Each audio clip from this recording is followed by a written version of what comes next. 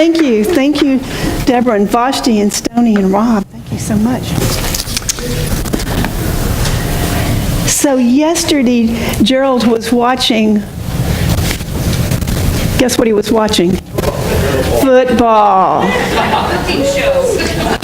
No, that was me.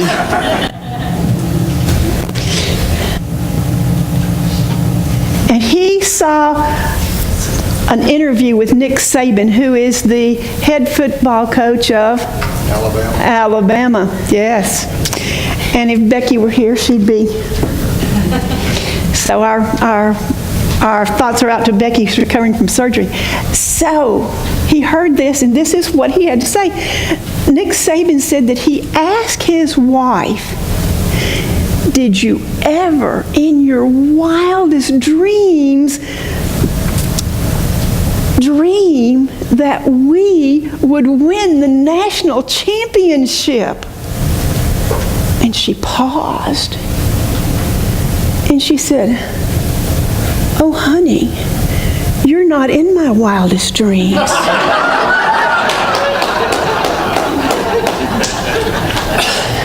That'll keep you humble, won't it?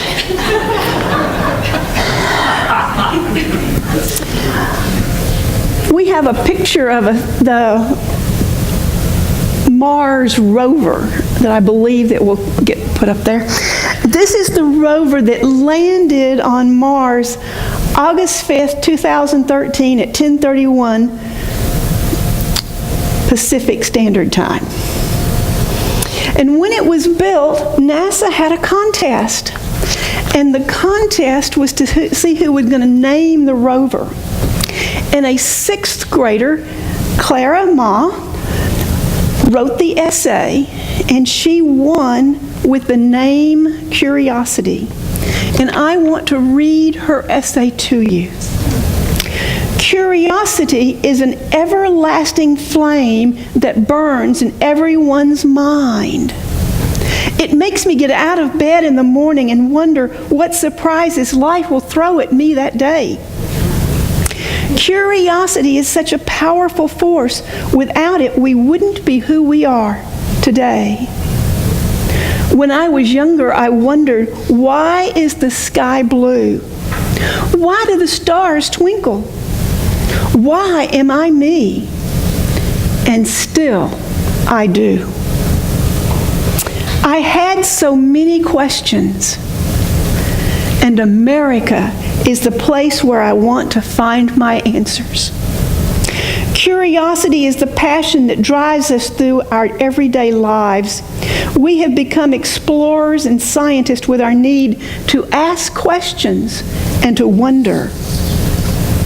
Sure, there are many risks and dangers, but despite that, we still continue to wonder and dream and create and hope.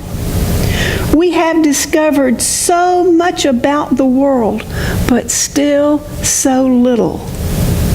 We will never know everything there is to know, but with our burning curiosity, we have learned so much. Isn't that a wonderful essay?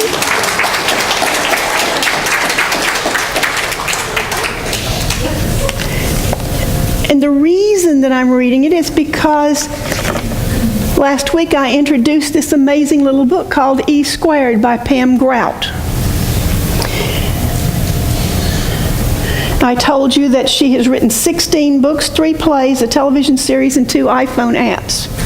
She writes for People Magazine, CNNGo.com, Huffington Post, and she has a travel blog, GeorgeClooneySlept.com. E Squared could be best described as a lab manual with simple experiments that prove that reality is malleable, that consciousness trumps matter, that you shape your life with your mind.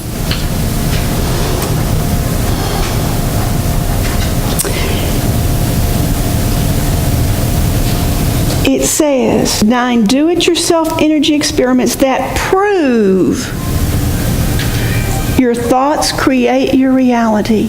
That's right, prove. E squared could best be described as a lab manual for simple experiments that prove that your mind shapes your life. The 9 experiments, each of which can be conducted with absolutely no money and very little time, demonstrate that spiritual principles are as dependable as gravity, as consistent as Newton's law of motion. Rather than take it on faith, E squared invites you to prove the following principles. This is right off the cover. There is an invisible energy force or field of infinite possibilities. You impact the field and draw from it according to your beliefs and expectations. Your connection to the field provides accurate and unlimited guidance. The universe is limitless, abundant, and strangely accommodating. We got 15 more in this week if you haven't gotten a copy.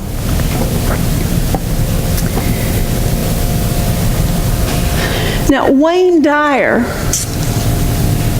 read the book and did the first experiment. You got a lab sheet for the experiment that we're going to do this week. And when he got it and when he did it, he said, on his Facebook page, he said, I did the first experiment and guess what? It works. I'm going to try all 9. I read the book last week and I've ordered a case to give my family and friends. Now that's what Wayne Dyer had to say about this. There is an intuitive consultant, Alan Bridges, who says that the book is really about asking you and me to suspend all of the beliefs that have been handed down, pounded in up to this point. Beliefs that tell us that there's not enough to go around, that life is hard. Suspend those beliefs. And it's about unplugging from that belief in scarcity. Unplugging, retraining our mind to this field of infinite possibilities. This chapter this week, and it's a small chapter, for those of you who haven't done it, the introduction was, and the preliminaries are 26 pages. The first chapter that we're covering today is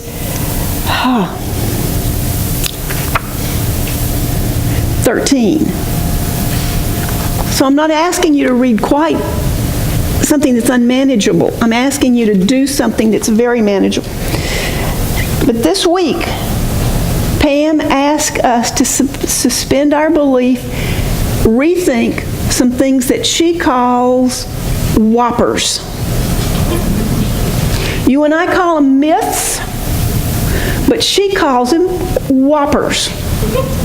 And the first whopper that you and I grew up learning and believing is this: God is a him.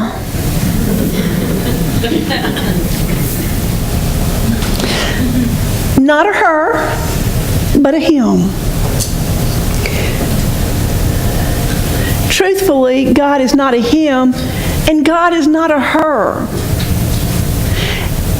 In our language system, I would consider God an it. It's a force field that runs the universe. It's the same energy that grows flowers. It's the same energy that causes you get a scrape and you get a scab. It's that same energy that causes that healing to take place. It's that same energy that's always pushing toward wholeness, towards more. Probably my grandson's favorite movie, Star Wars, is a great analogy, because in Star Wars, where's the Force?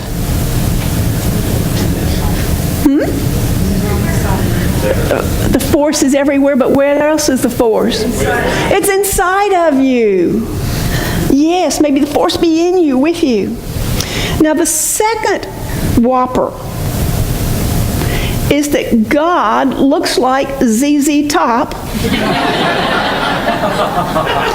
and makes little check marks by your name, depending on whether you're naughty or nice, and is basically too busy to be really concerned with you anyway. Not true. And isn't that how we fashioned Santa Claus? We fashioned God, we fashioned Santa Claus. The third whopper is that God plays favorites. Take a deep breath. God does not judge. This field of infinite potential, this possibilities, is always available everywhere to everybody in the same amount, in the same quantity. And that was Jesus' primary teaching. His primary teaching was that God is in you. God is all around us, that you and God can perform miracles. You know, in the book, she compares the idea of us worshiping Jesus because he demonstrated spiritual principles to being just like it would be if we worshiped Ben Franklin. Ben Franklin discovered and used electricity. But you and I don't think about that very often when we go to plug in our hairdryer, do we? Or to plug in a light. We don't say, "Oh, thank you, Ben Franklin." We just use it. And yet when it comes to spiritual principles, we say, "Oh, Jesus did it. He could do it. Wish I could do it."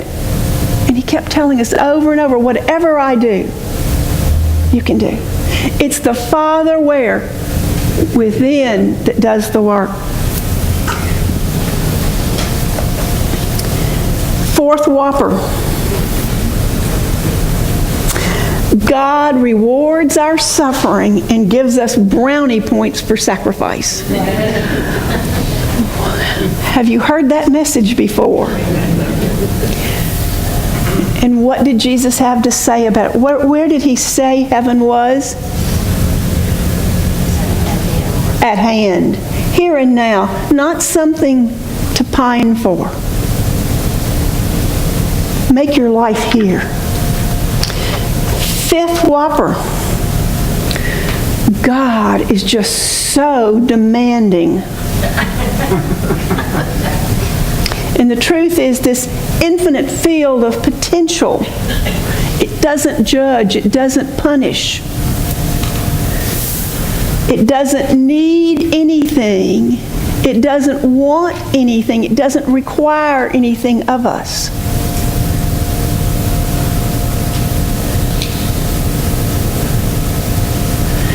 So when someone hears a voice and says, "God wants me to do this,"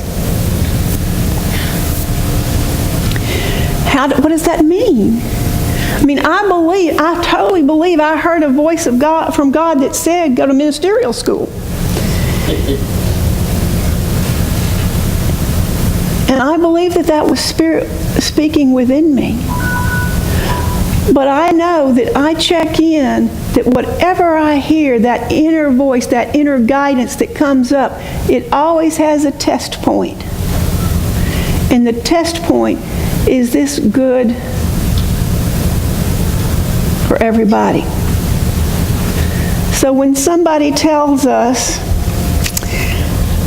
God told me to shoot somebody, I don't believe that that's that infinite field of potential talking. And we get an awful lot of opportunity to hear that lately. The sixth whopper is that you don't want to ask too much from God, and you certainly don't want to bug Him. I did tell the banker I would promise not to be a problem customer as I called the 99th time.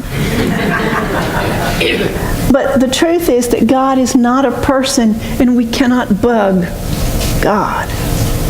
We cannot bother God. That infinite field of possibility, of potential, is always there to give us guidance and direction if we tune in. And we can pour our heart out, and it does not bug God in any way. This field, the book calls it FP, is an unseen energetic force. And it is not finite, and it is not limited. You can't ask for too much. How many of us have ever said, well, that'd be asking for too much?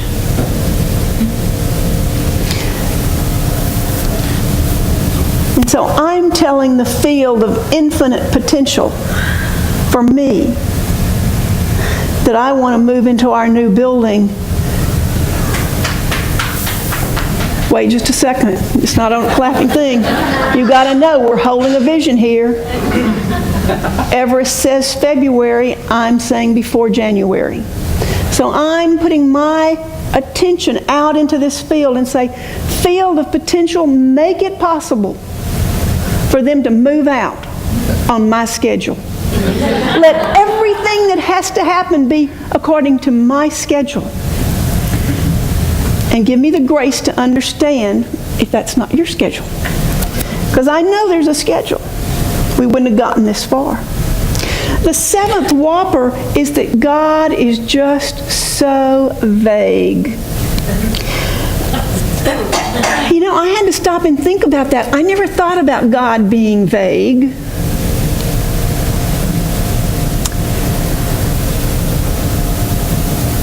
And yet, when I read about it and read her comments about it, what she was saying is that you and I need to think about God and the infinite potential, this field, more like we think about electricity. She went back to that electricity metaphor. That it's always there waiting for us to plug in. It's not vague at all. That the switch, the on and off switch to God, lies here. The on and off switch to God lies here. We're the ones that make God vague. We're the ones that says God isn't listening. We're the ones that say God isn't available. Not the truth. And the eighth whopper and the last whopper in the chapter is that God only answers when He's good and ready. And how many times have we said that? Have we believed that?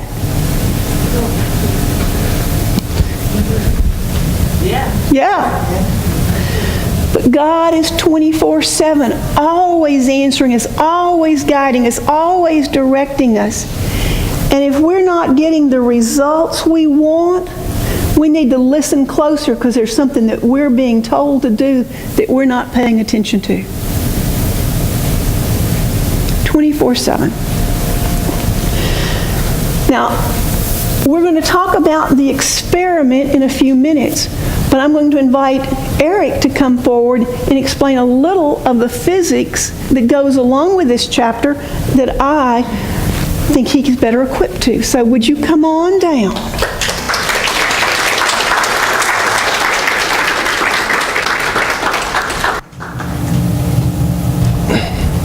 Alrighty. Good morning, everyone. All right, so this morning, what I really want to talk about is I want to talk about the effect of the observer again, just a little bit more about that. I also want to talk about the two-slit experiment, which is going to prove to you that infinite possibilities exist here in this universe. So, James, you want to hit my definitions up there? These are just some things that, basically I'll be saying. I just want you to know what they are.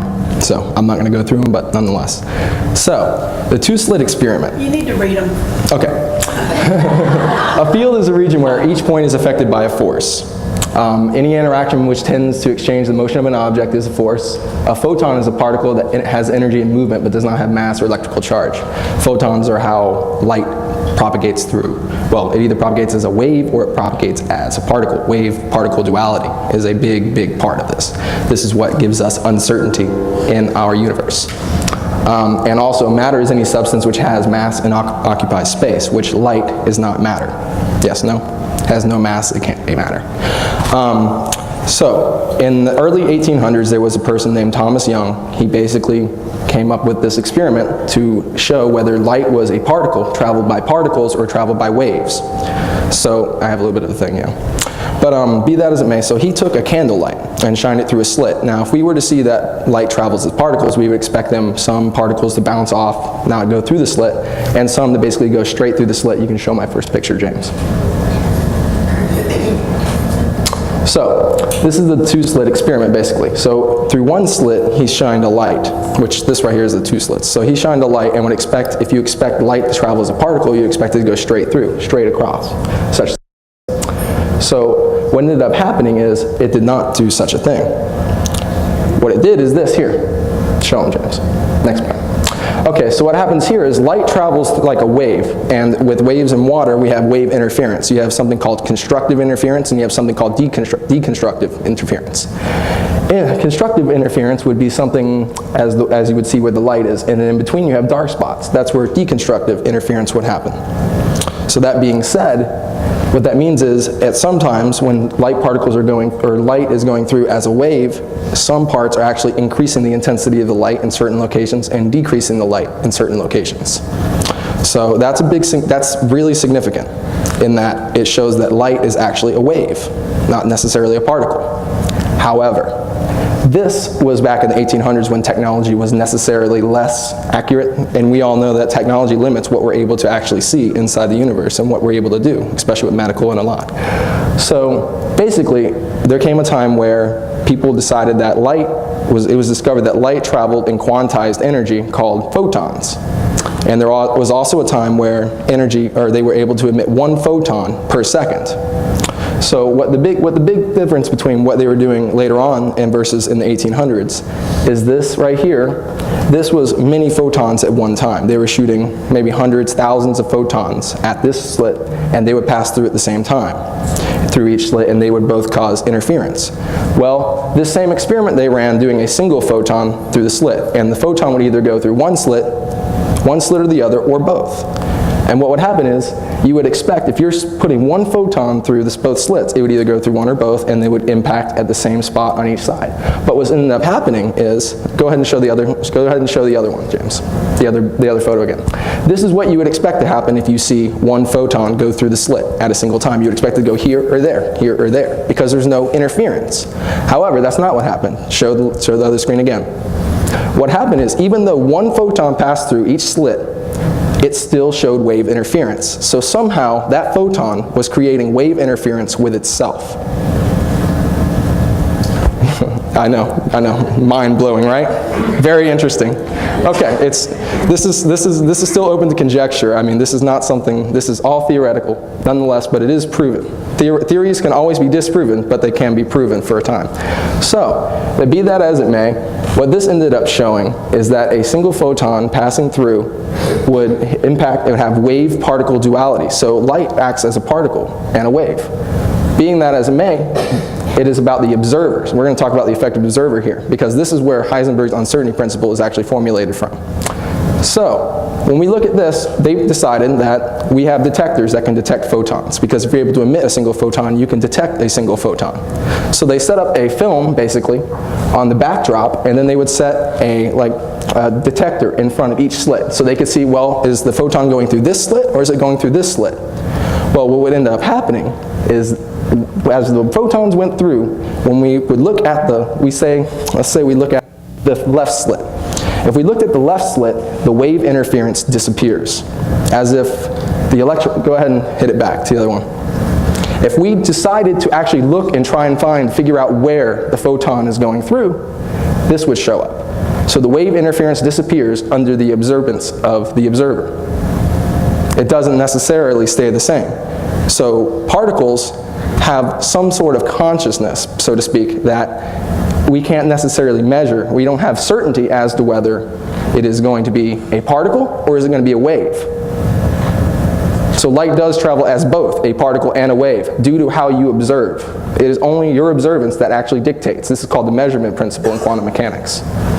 So this uncertainty formulates that we cannot dictate whether light is going to travel as a particle or as a wave at any given point in time.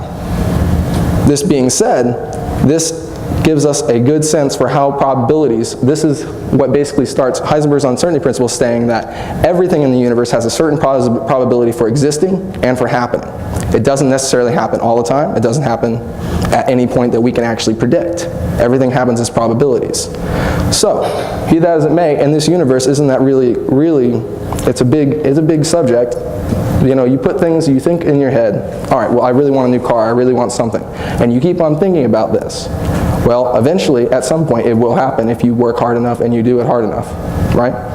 Well, this is kind of the same way. This is showing that our world really has no definite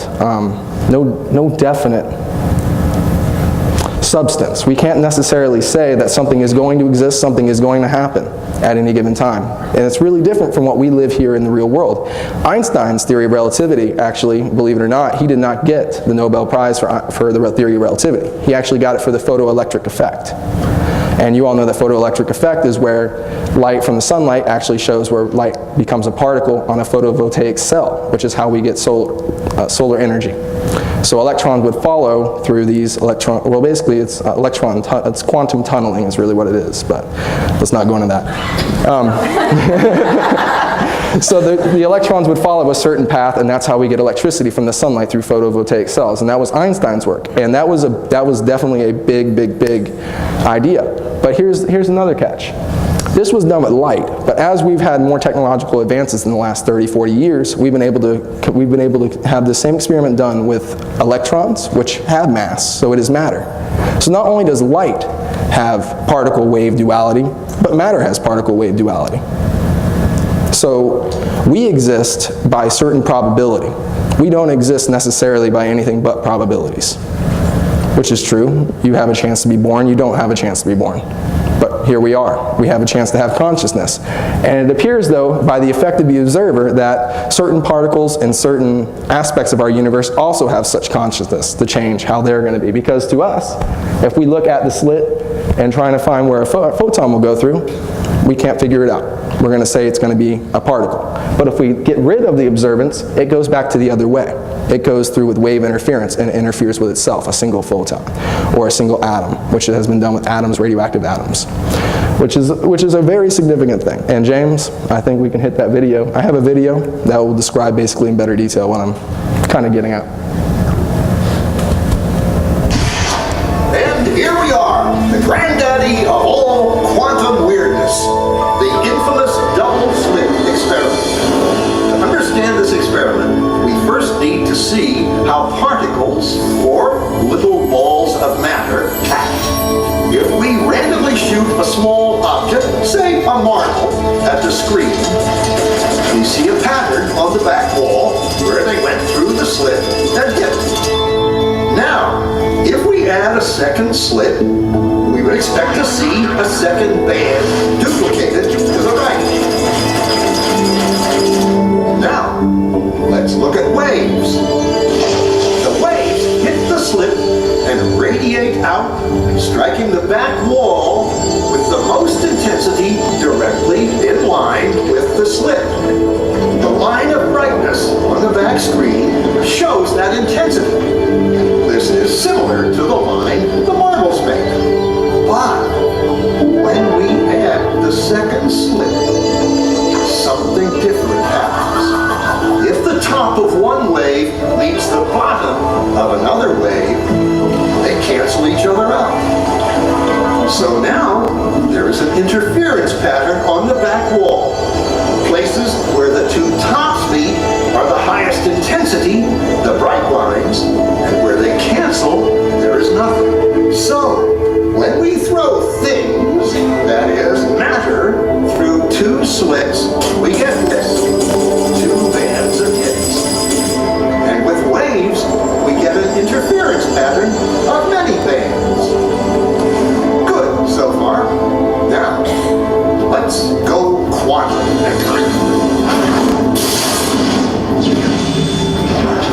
An electron is a tiny, tiny bit of matter, like a tiny marble. Let's fire a stream through one slit. It behaves just like the marble, a single band. So, if we shoot these tiny bits through two slits, we should get, like the marble, two bands. What? An interference pattern. We fired electrons, tiny bits of matter through. We get a pattern like waves, not like little marbles. How? How can pieces of matter create an interference pattern like a wave? It doesn't make sense. But physicists are clever. They thought maybe those little balls are bouncing off each other and creating that pattern. So they decide to shoot electrons through one at a time. There is no way they can interfere with each other. But after an hour of this, the same interference pattern is seen to emerge. The conclusion is inescapable. The single electron leaves as a particle, becomes a wave of potentials, goes through both slits, and interferes with itself to hit the wall like a particle. But mathematically, it's even stranger. It goes through both slits and it goes through neither. And it goes through just one and it goes through just the other. All of these possibilities are in superposition with each other. But physicists were completely baffled by this. So they decided to peek and see which slit it actually goes through. They put a measuring device by one slit to see which one it went through and let it fly. But the quantum world is far more mysterious than they could have imagined. When they observed, the electron went back to behaving like a little marble. It produced a pattern of two bands, not an interference pattern of many. The very act of measuring or observing which slit it went through meant it only went through one, not both. The electron decided to act differently, as though it was aware it was being watched. And it was here that physicists stepped forever into the strange, never world of quantum events. What is matter? Marbles or waves?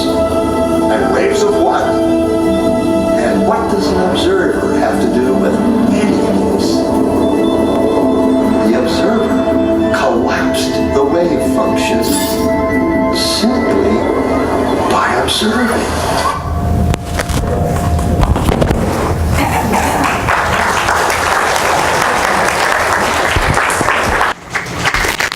So, Eric, when you said that it's there and we're not there, does that mean I really just think I'm here?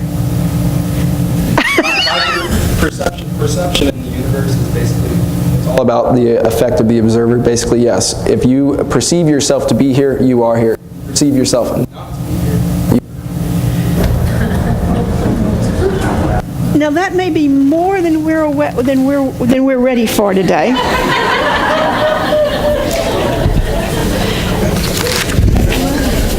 And I'm going to work on that maybe next year.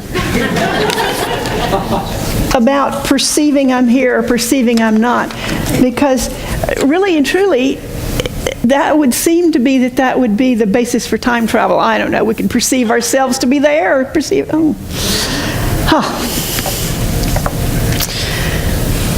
So this week, you get the idea that in quantum physics, things act the way they do based on who or what is watching. And in our world, you and I have only one way of watching, and that's by where we put our attention. So where we place our attention determines the outcome. That's what this book wants you to prove for yourself. And you can have all of the spiritual beliefs that you want to have, but if you can prove for yourself spiritual principles, that there is this field that we call God, and that we have an effect on it, if you can prove that for yourself, then your life will change. It'll change because you'll have more certainty about what's going on. So we're going to do these experiments. Now let's think about what experiments are. Experiments say that, we start off with a question and we collect information and we make a hypothesis and we study data and we draw conclusions. All of those things, if you'll remember, that you did when you were a kid, when you were in science class. We're going to do the experiments, and I'm inviting each and every one of you to take the paper home and do the experiment. And we're going to do it because we're fantastic and we're brave and we're curious. And yes, we may be a little crazy.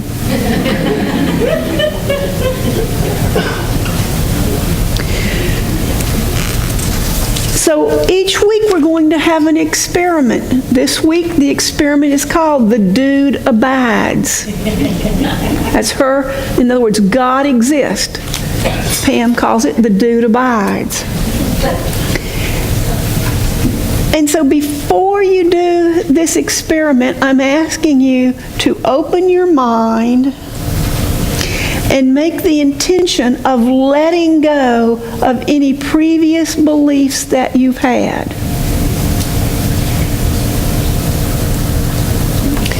And I want you, as you're doing this experiment, to be vigilant. To look for the results of the experiment the same way you would look for a set of missing car keys. I want you to jot down each experiment. I want you to document each finding. I want you to log your perceptions and your experiences. I want you to be willing to be right or to be wrong. And so here's the first experiment. And this is right out of a book on page 27, but if you don't have the book, you've got it here, and maybe you'll want to collect your little pieces of paper to have a little book of your lab reports. This experiment will prove to you once and for all that I'm reading out of the book, that there is a loving, abundant, totally hip force out in the universe. Some people call it God. You can call it prana, the all that there is, or Cosmo Kramer. It doesn't matter, whatever name works for you. You need to set aside any skepticism you might have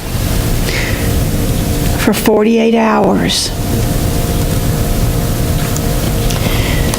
The principle is the dude abides. The theory is that there is an invisible energy force or field of infinite possibilities, and it is ours for the asking. The question, does the FP exist? Now, in the book it says, does the FP exist? And when Joellen looked at this, she said, they don't know what FP is. Well, in the book, says FP equals IP, or infinite potentiality. So anytime we say FP, from now on out, you're going to know that that means infinite potentiality. Does it exist? The hypothesis is if there's a 24/7 energy force equally available to everyone, I can access it at any time simply by paying attention. Furthermore, if I ask the force for a blessing, giving it a specific time frame and clear instructions, it'll send me a gift and say, "My pleasure." Time required, 48 hours. And so when you start your 48 hours, you write the date and time down. And then you write down when is 48 hours. What is your deadline? And our approach is this. I hate to break it to you, field of infinite potential, but folks are starting to talk. They're starting to wonder, is this guy for real? I mean, really, like it'd be so much skin off your chin to come down here and call off this crazy hide and seek thing you've been playing. I'm giving you 48 hours to make your presence known. I want a thumbs up, a clear sign. I want something that cannot be written off as coincidence.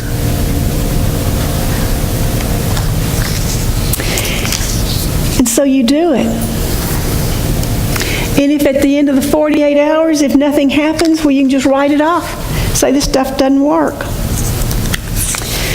So Friday morning, I started at 8:53. You know, I had to do it before day. Somebody asked me, well, you've done it, hadn't you? No, I really hadn't. At 11 o'clock, I looked out my front window, and my neighbors from across the street are standing in my driveway. And they're looking at my tower garden. And I walk out, and the lady says, "I want to buy one." Now, I've not been trying to sell them. I've just been trying to grow vegetables. But they have seen my squash and my cucumbers and my new tomatoes and stuff. That was a blessing, an unexpected blessing. If I hadn't asked for it, it may not have happened. I hadn't even gone inside before I get a text message. And my granddaughter-in-law, Danielle, writes me and says, "I'm going to be in Melbourne. Can I bring Ben over for some Gigi time? I'm going to get to see my great-grandson." Cool. Another blessing. So we're sitting there talking about Ben looking like my grandson Brandon, or not, you know, but don't you think it, well. And we have no pictures of Brandon from when he's a baby. Long story there for another Sunday. And I said to Danielle, you know, there might be a picture somewhere.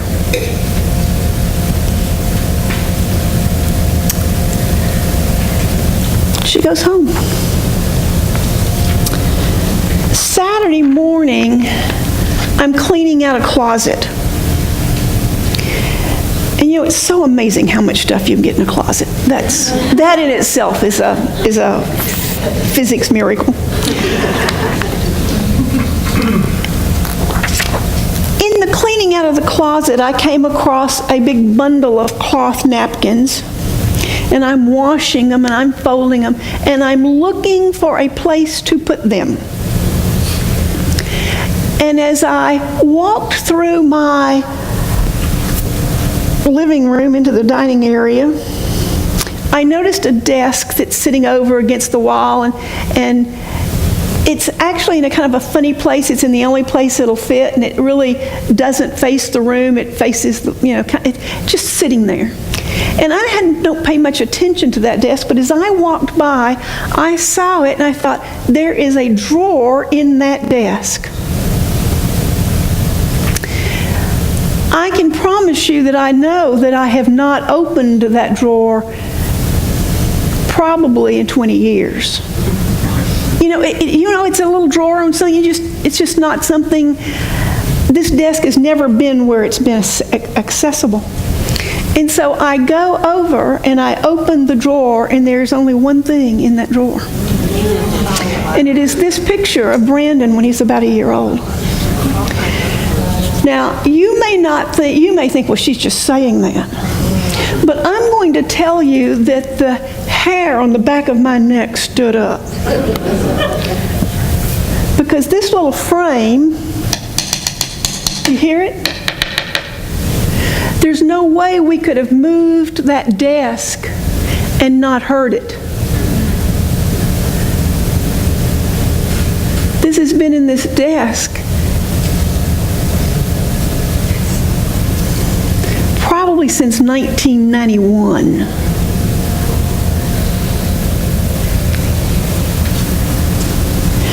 And I don't know that I would have ever even thought to put the napkins in that drawer, because it's the way the furniture is built. The drawer isn't noticeable. It just sort of flooded my mind to go look there, and there was that picture. So I had my blessings. I sold a tower garden and I got a baby picture. And I'm pretty happy. I got the things to put out on my sheet. And about 5 o'clock, Gerald says, I've got the perfect story for you to start your talk with on Sunday morning. And he tells me about the Nick Saban interview. Now, God, thank you. How much better can that be?